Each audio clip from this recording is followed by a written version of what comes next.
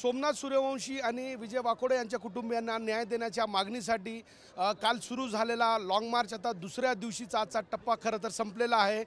जिंतूर तालुक्यातील बोरी या ठिकाणी आता हा मार्च दाखल झालेला आहे। आपण पाहतोय टाकळी कुंभकर्ण या ठिकाणावरून आज सकाळी 10 वाजता सुरू झालेला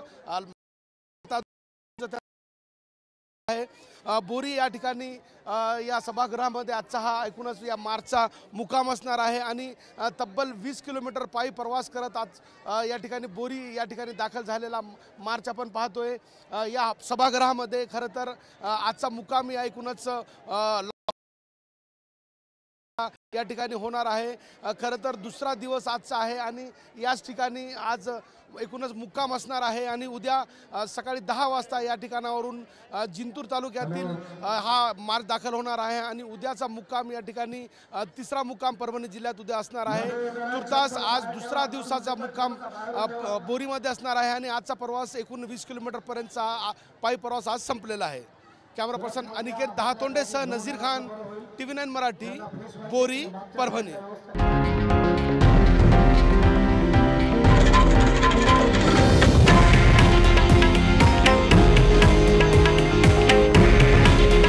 हे आहे देशातील नंबर 1 न्यूज नेटवर्क आणि आपण पाहत आहात TV9 मराठी। काळजी तुमची, हित महाराष्ट्राचं।